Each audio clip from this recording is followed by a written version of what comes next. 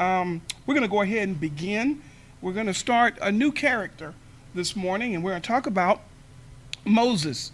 And we're going to start with Moses in Exodus chapter 1 and just kind of give you a sense to wet your whistle, and then we'll just kind of dive in. Remember, especially for those who are following us online, the series that we're calling these Old Testament characters, I'm calling this series Timeless.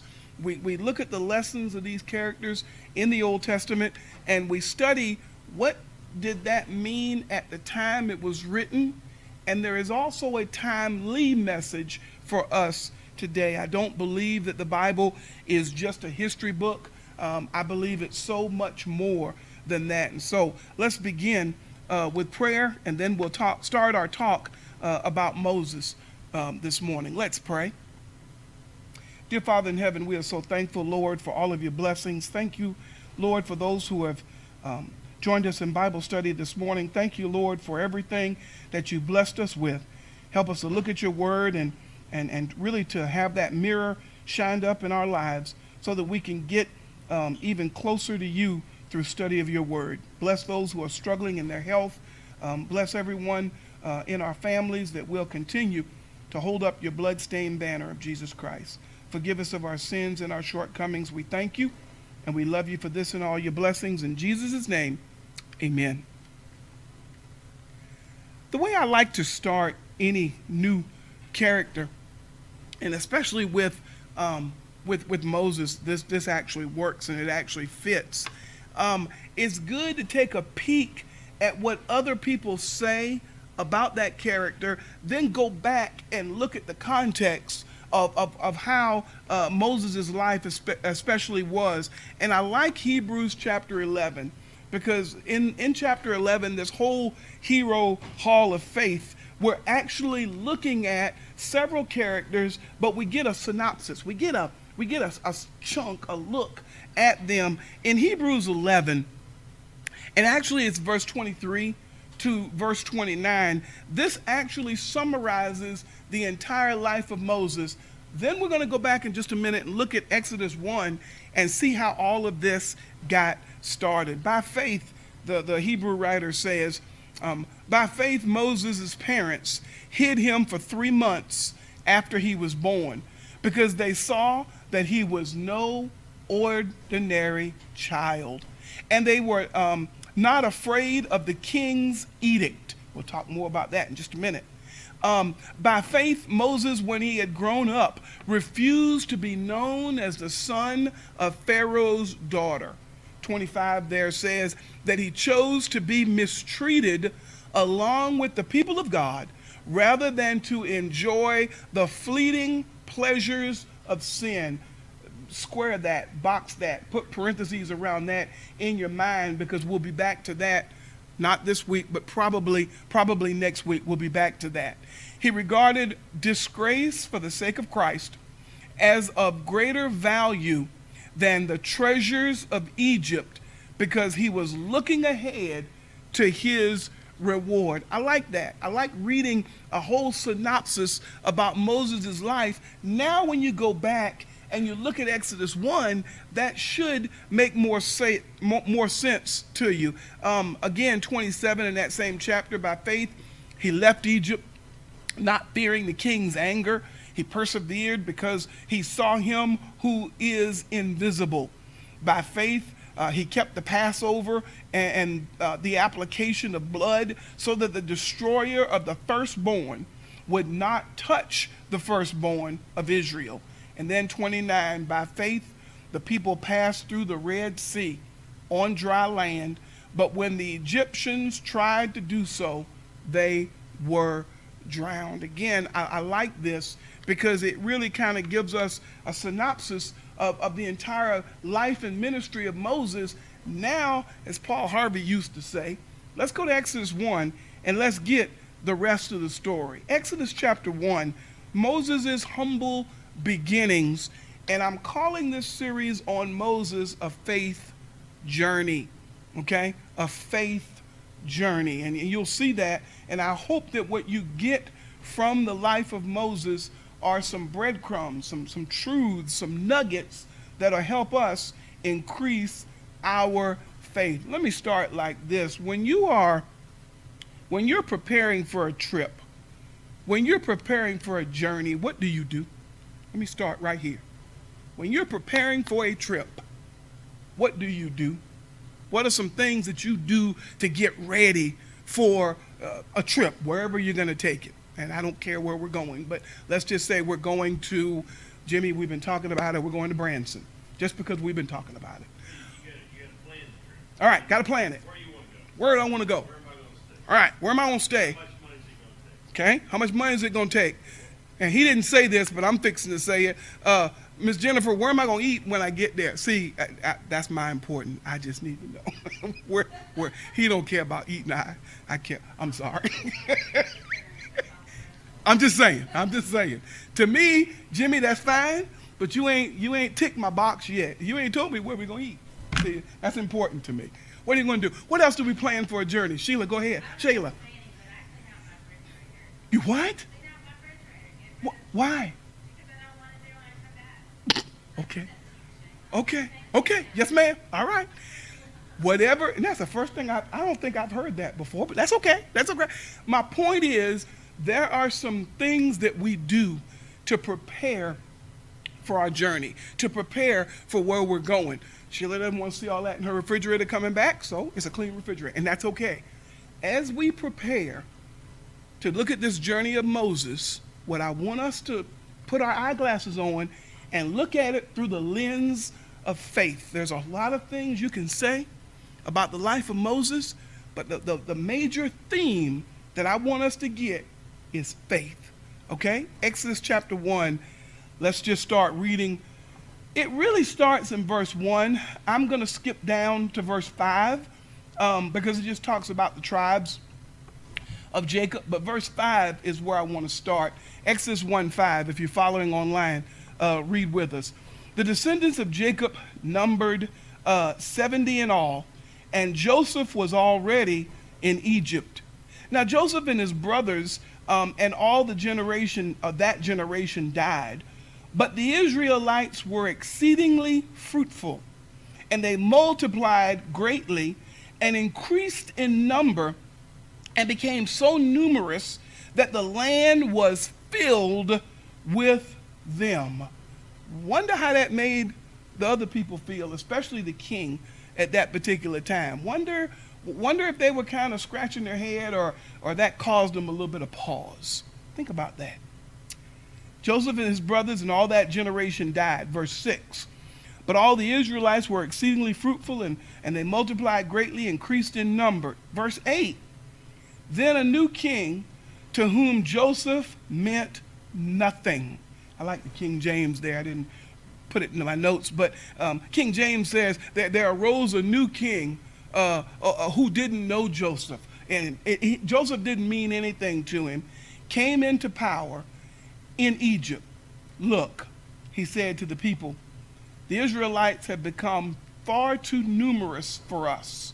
Come, we must deal shrewdly with them, or they will become even more numerous, and if war breaks out, we'll join our enemies and fight against us and leave the country. What are they? What's he saying here? What's on his mind? What's the king really saying here? Look, we fixing to be in a world of hurt. we fixing to be outnumbered. More than being outnumbered, we're going to lose a great part of our wealth and our commerce. I hate to say it, but that's what it was at that particular time. So he was getting worried.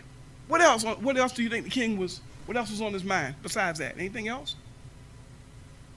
He was getting worried. So, like we all do, when we get worried, we have to formulate a plan. The only problem with that, Ginger, the only problem with that is, ma'am, my plans normally don't give a hoot about God. I'm sorry. I try. I really try. And, I make some plans sometime, and God might look down and say, what is that joker thinking? I'm convinced of it. But they make a plan. Now, we didn't say this was a good plan, but they make a plan. Look at the plan. So, They put slave masters over them. Verse 11. People online have been telling me when I start reading, at least tell us the verse you're at. Sorry, verse 11. Verse 11. They put slave masters over them to oppress them with forced labor, and they built Pithom and Ramses as store cities for Pharaoh. But the more they were oppressed, watch this, the more they were oppressed, the more they multiplied and spread. So the Egyptians came to dread the Israelites. I mean, despite of all that's good and holy, the more they try to hold them down, the more they try to, again, going with Jerry's point, population control is what I see here. The more they tried it, it just didn't work. And what do you think that's doing in their mind? Their plan ain't working. At least I don't see it working here. In their mind, what do you think? What are they thinking? What do we do now? Lord have mercy. What now? I'm almost sure some of the king's advisors or the people thought that was a good plan. But when you back up and look at the plan, and not only did it backfire, it ain't working. They've got, again, Shayla, good point. Now what do? Well, here comes part 2 of the plan. Shayla, here's what we do. They made their lives bitter. Verse number 13, and they worked them ruthlessly. If they work them hard enough, maybe they'll die off, and maybe we'll have some kind of population control. They made their lives bitter and with harsh labor and brick and mortar and with all kinds of work in the fields. In all their harsh labor, the Egyptians treated them ruthlessly. And that's terrible. But they treated them ruthlessly. Verse 15, the king of Egypt said to the Hebrew midwives, Shayla, here's that other plan. Here's I think, their backup plan. And this is what I want to talk about for a second. The king of Egypt said to the Hebrew midwives, whose names were Sephora and Pua, when you are helping the Hebrew women during childbirth on the delivery stool, if you see that the baby is a boy, kill him. I didn't say it. I'm reading it from here. But if it's a girl, let her live. Why? How come? What do you think? Kill the boys, but let the girls live. Ma'am? Population control. Okay? No warriors, no reproduction. I mean, yes, but I mean, last I checked, and I may have to Google it. No, I'm kidding. You need both for reproduction. So if the males are out of the way, they'll keep control with the ladies, with the women. But doesn't that hurt your workforce? You would think. You would, because the heavy lifting, pun intended, the heavy lifting. I know you're not. I know you're not. I know you're not. But good question. We're fixing to see something here in a minute. Good question. You would still dilute the You would still dilute the population. I hate to say it that way. It's not water, but you'd still, again, Jerry's point, if the women wanted to marry and there were no men of their culture to marry, they would have to marry outside of their culture, and you'd still dilute the population. But I want to look at something. I kind of like these midwives. I want to talk about this for a second. Verse 15, the king of Egypt said to the midwives, whose names were those two right there, when you're helping the women during childbirth, you see the baby's a boy, kill him. If it's a girl, let her live. The midwives, however, feared God and did not do what the king of Egypt told them to do. They let the boys live. Now, wait a minute. I thought the king gave an edict, and if the king gives an edict, a rule, a law, whatever you want to put there, I thought we're supposed to follow the king's edict. That's what I want to talk about for a second. What do you think? As far as the midwives, I love the way that the Bible puts it. The midwives, however, heard the instruction, or the edict, but they feared God. Talk to me for a minute about these midwives. What do you think about these midwives? They heard the edict. They just didn't do it. You know, I heard an argument that there's no place in the Bible that talks about abortion. You know, I understand. It may take place, but you can confirm it. And I think the motive more than the method is what's at question here. I think the motive here for killing the male children was, again, population control, as Jennifer said that. But what I'm equally impressed by, and again, we're talking about faith, look at the faith it took for these midwives to say, okay, I got a choice to make. Am I going to obey God, or am I going to obey this edict? I'll call it an edict. I don't know what else to call it. But am I going to obey Pharaoh, or am I going to obey God? Again, we're talking about faith. What do you think? I'm impressed with these midwives myself. I'm scared for them too, but I am. But I'm impressed that they were able to take a stand. Wonder, could we do that? Wonder, could I do that? Could you do that? We don't know. Hopefully I'll never be put in that situation, but I am impressed with these midwives. They chose to obey God rather than the king's edict, and it's a matter of faith. What do you think? Questions, comments? Back to Shayla's comment, just right off the top of my head, when he said there's nothing about abortion, the New Testament condemns murder. You go back to the Old Testament law, one of the Ten Commandments, thou shalt not kill. Thou shalt not way kill. before that, Right. way back to the patriarchal dispensation. You go back to Cain and Abel, murder was wrong then, and murder has always been wrong. Always Now, wrong. Others don't look at it as that, but Correct. I look at it as murder. One other thing, Go ahead. you talk about the population control. The Civil War was fought basically largely over slavery. Correct.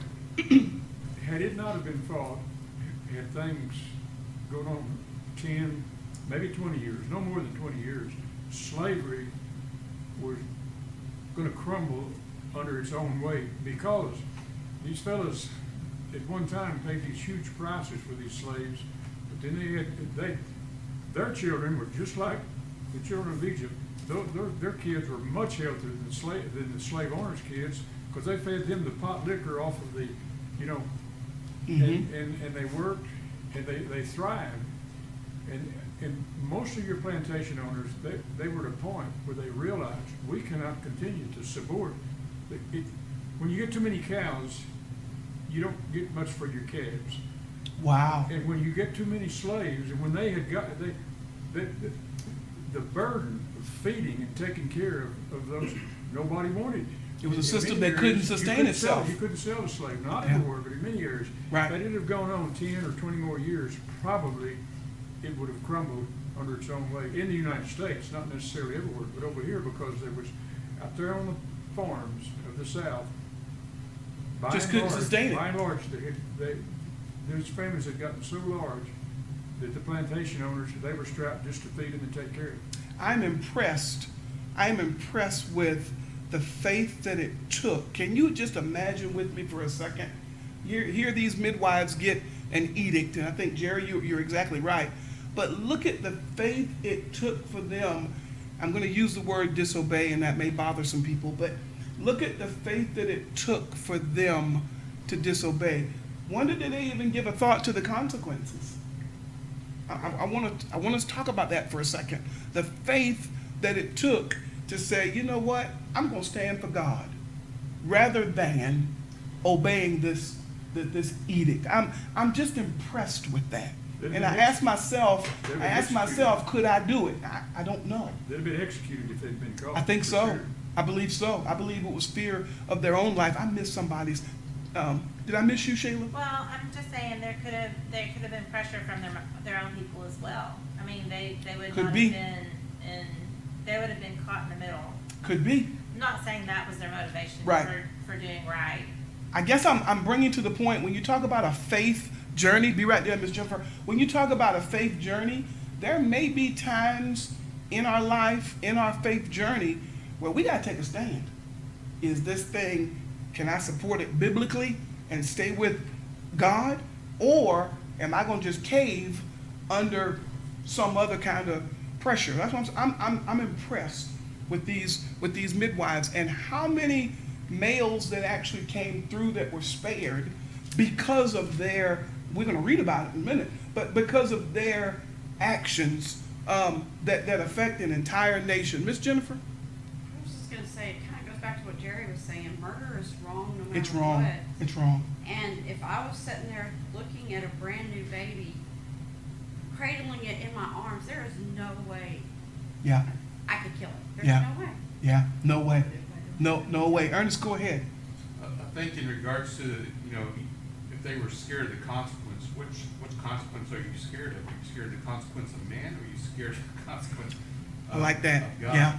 I like that. And then more importantly, you kind of went in the direction of Hebrews chapter 11, and it just talks about now faith is being sure of what we hope for and certain of what we do not see. Correct. And then he talks about the ancients. I like the way they just talk that, call them the ancients. By faith, the walls of Jericho. By faith, the prostitute Rahab, and it just keeps on going. By faith, Abel. By faith, Enoch. By faith, Noah, Abraham. And it's just amazing how many people had already had the faith, and whether it be put to the sword or looking at a lion or getting ready to walk into a fire, there was, my goodness. Yeah. I know what you're saying, that consequence at the time. That's you're it. like, Yeah. Or the immediate danger, you're like, oh gosh, I'm gonna be put to the test. And, it's just nice to know that when it's all said and done with, faith is gonna carry you, and there's a reward. Because God can do anything, but I think a lot of times we look at what's immediate right there, and it's hard to do. It is hard to do. In our faith, Harry, I'll be right there. Our faith, I don't think we fully appreciate in our little Western time, modern time, I don't really fully think that we appreciate how important faith is, and how we may not be called to pay a price like they did because of faith, but we still at least need to give some thought to what faith cost people even before us. Harry, go ahead, sir. Well, you've got to figure they thought about what the punishment would be from Pharaoh. Yeah. Because Yeah. they had a pre-decided statement to give to Pharaoh. Well, they get burnt too quick. We can't get there. And that's gonna come up. Yes. In fact, they're gonna formulate a They had plan. given thought of Right. the punishment that the king would give them. Right. Because they already knew what they were going to tell him when it came about time to Let's tell him. read that though. That's in verse 17, and that's again what Jennifer was saying. If she's the midwife and she's sitting there cradling and swaddling this newborn infant, and I agree with Jennifer. What woman in her right mind? I'm just saying could do. That's faith. But look at 17, Harry. Let's keep going. Look at 17. Get the rest of this. The midwives, however, feared God and did not do what the king of Egypt had told him to do. They let the boys live. Then the king of Egypt summoned the midwives and asked them, "Why have you done this?" So obviously they got found out, or I don't know if they got, something happened. Word got back to the king. Hey, by the way, your population control thing, it ain't working. What? I told the midwives. Well, they ain't doing it. Really? Bring them in. Let's talk. And somebody told me when I said a long time ago, they said, "Freddie, you got an interesting view of us Texans. We don't talk the way you think we talk." And I said this when I was teaching this one other time. I said, the king probably said, "Hey, bring them in. Let me talk at them." I got pulled aside. I said, "Freddie, you got a weird view of how us Texans talk." Have you ever heard me say that? No. He was about 70, 71 year old man. He said, "We don't talk like that." Okay, I'm sorry. But something has happened. Word got back to the king, and now he's having a meeting with them, giving him a chance to give an account. And Harry, I think this is your pre-scripted response. He said, "Okay, Why have you let boys live? Verse 19 of Exodus 1. The midwives answered Pharaoh, Hebrew women are not like Egyptian women. They are vigorous and give birth before the midwives arrive. Now, didn't they just now find a loophole in his rule? I mean, think about this for a second. Or is my brain the only one that's off in left field? The rule was, if they're delivering and Jennifer, they're holding this baby, the instruction was to kill it. He didn't say, if the baby was already born before you get there, what to do.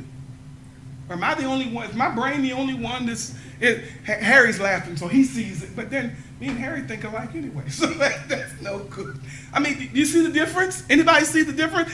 The edict was, it's kind of like raising children, and you give them a rule. When you get home, I want you to be sure and do this, this, and this. And I don't know about your children. My children would always find a way around that rule. And I told them when they were younger, one of y'all need to go to law school because y'all are good. But they found a loophole as to what they were telling the king. Jerry, go ahead.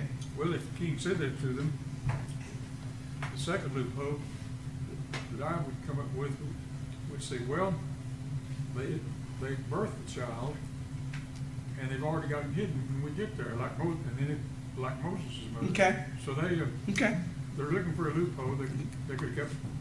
But actually, what it came down to is they would have been executed if they didn't follow the king's edict in Egypt, for sure. For sure. And that's the point. I guess the cunning and the craftiness, and I'm not even saying right or wrong, lying and all that. I'm not even there. Again, remember how we started? By faith. And their faith was, their allegiance was to God more so than their allegiance was to Pharaoh. And I think that's commendable. I recognize how hard that must have been. Lord have mercy. But I at least admire the faith that it took to do that. I don't think we step out on that kind of faith anymore. I don't think we do. Jimmy, go ahead, sir. Okay, this is just off the cuff. Uh-oh. Jimmy's leaving. Jimmy's diving in the deep I'm gonna end. see if I can get a smile out of you. Oh, Lord. If that happened today, I'm frightened. there's a built-in loophole. How so? The midwives could say, was it a boy or was it a girl? It's just an idiot. Harry is gone. Now, see, you didn't get me as fast as you got Harry. Harry was gone, and I'm right there behind him. I'm just saying, if we make up our mind by faith, where our allegiance is, and I love that. I do. I like that. But what this tells me about faith, it tells me two things. Number one, they had their minds made up before the crisis got there. They heard the edict, they heard the rule, they knew what they're supposed to do, and I'm of the opinion, you can fuss with me later and I'm not going to listen to you. No, I'm kidding. They were of the opinion their mind was made up before the hard time even got there. That's what Harry, again, they already had a scripted plan. They had a scripted answer. Well, they had a loophole. So their mind and their faith was already made up from the get-go. That's what I'm saying about faith. Their mind was made up. You think the midwives got together? It mentions two here, but in my footnotes they said there were several under them. So you think they all got together or were these just the spokeswomen? I think they all said, look, here's what we need to do, because we trust God more than anything else. And I think the collaborative effort was, now we all got to stick to our story. That's what off the cuff. That's what I think. I think they got together. They all shared the same faith, but collectively, we got to stick to the script. So they were Israelites. I believe that. I do. I believe that. And think about it like this. Tangent, I'll be right there. Think about what Jennifer said. One of their own, yes, they didn't birth the child, but culturally, a child. One of their own. Just like one of their own. I don't see how you could do it. So I think collectively they came together, they formed a plan, they formed a script, and everybody stick to their story. Kind of like our kids did, remember when they were little? we had to whip all three to get to, I'm sorry, never mind. I mean, we had to discipline all three to get to the real. I'm sorry. Tangina, help me because I'm drowning here. I was gonna say, in verse 21, it says, and because the midwives feared God, which meant they all, however many there were, they feared God, and because of that, God blessed the midwives with families of their own. Whereas whether they came together or not, their awe and fear of God was stronger. They might not have said anything to Pharaoh other than nod their head. Yes, Maybe. that's what I'm supposed to do. Yeah. Because if you think about it, if one or two of them did not agree with saving these babies and not killing them, that would have gotten back to Pharaoh if these midwives aren't doing what you're supposed to, and they would have been murdered. Mm-hmm. But because the midwives feared God, and it had to be all of them, whether they talked or not, because they feared God, God dealt with them gracefully and with favor because of the choices that they made. Let me read 19 to the end of the chapter, and I'll start to give you my wrap up. But this illustrates what Tangina is saying. 19, the midwives answered Pharaoh, the Hebrew women are not like the Egyptian women.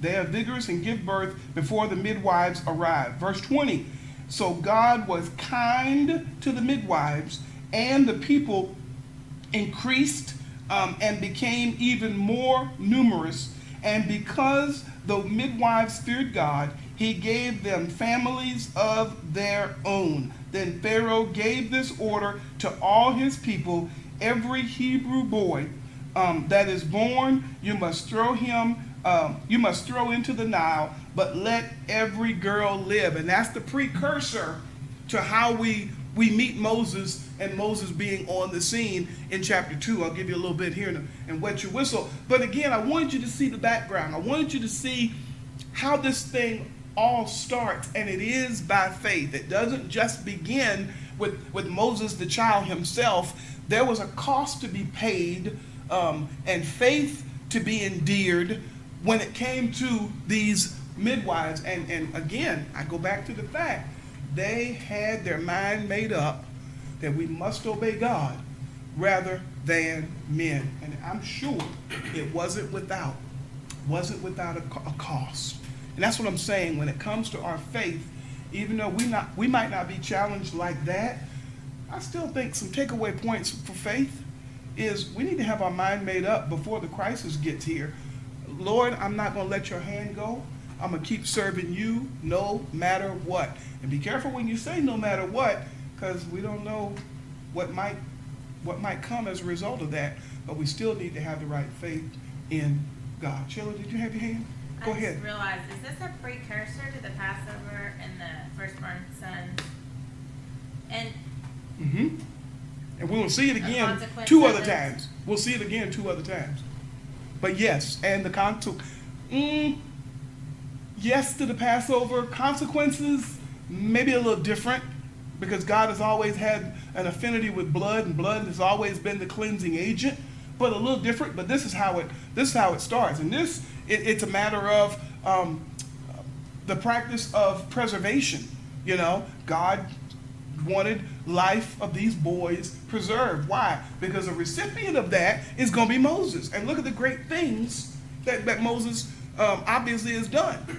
And so we'll get into that and talk about that in a second. Go ahead, Ernest, please. I just want to read this. It seems like we're all on the same page. But Matthew 10:28, do not be afraid of those who kill the body, but cannot kill the soul. Rather be afraid of the one who can destroy both soul and the body in hell. Absolutely.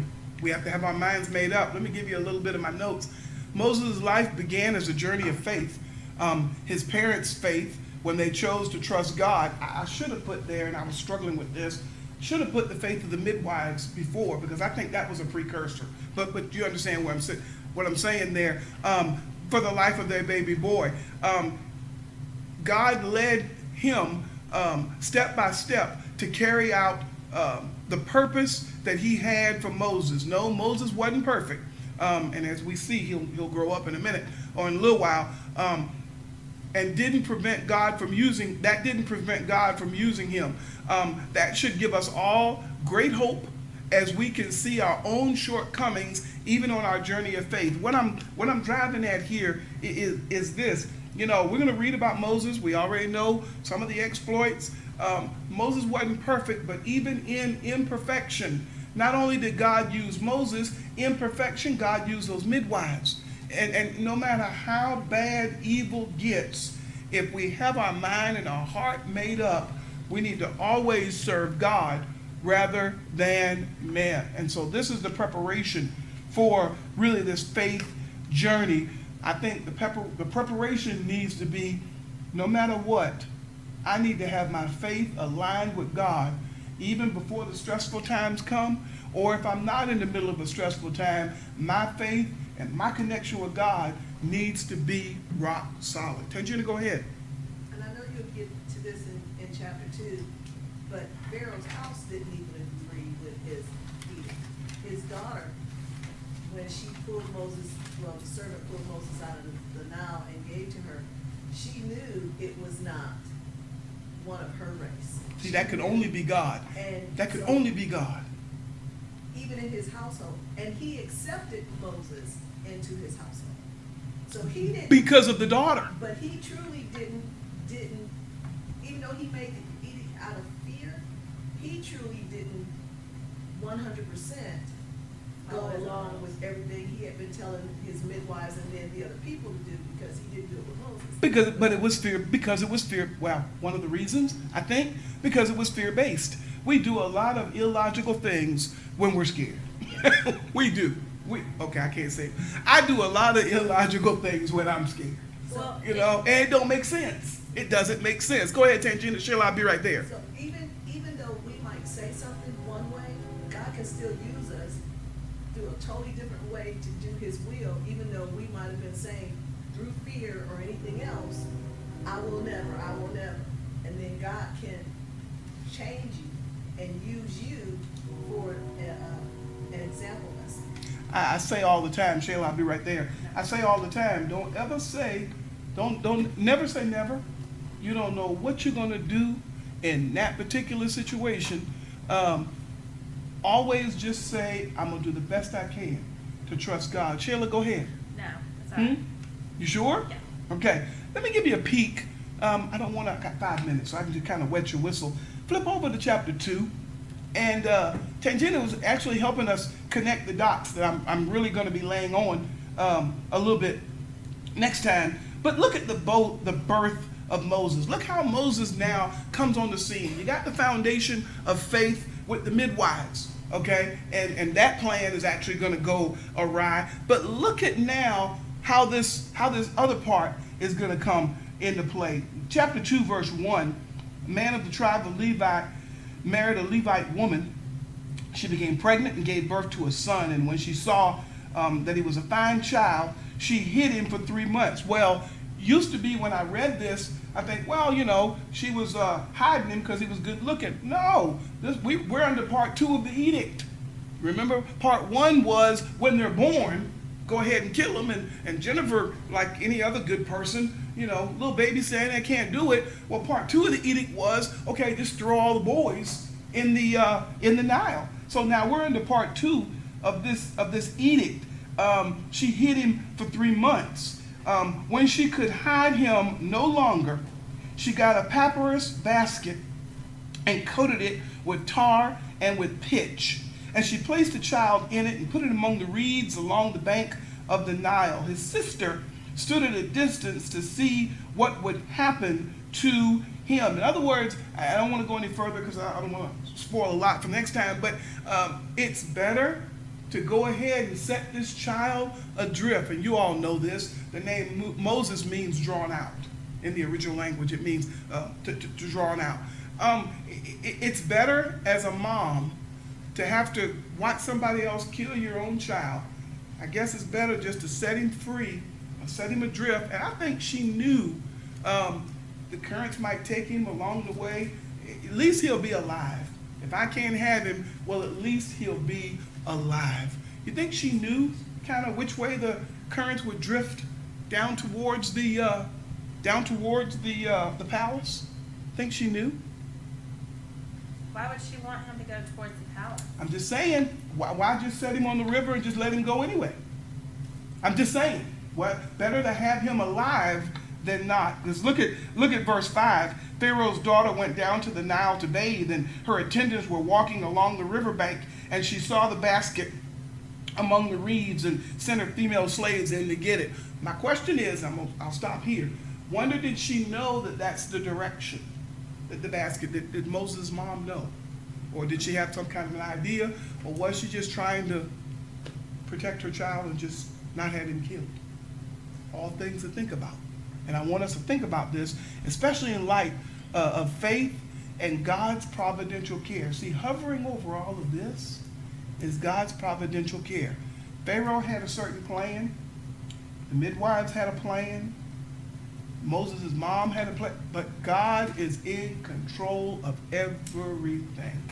And his plan will always work out for our best. We'll talk some more about this. I'm going to go ahead and close up because I don't want to be over time today. But I want you to see the overshadowing of faith and trusting God in this whole thing.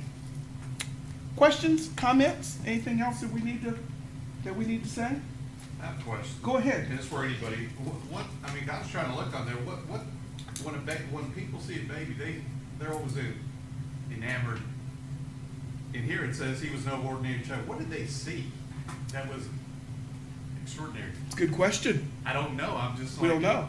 What came across? Was it physical features? Was it, some children are born and they are larger than other children? I mean, I remember when our children were born at the hospital, back then, to say a baby was 10 pounds and our baby was like 6 and 7. I mean, that's an unusual feature.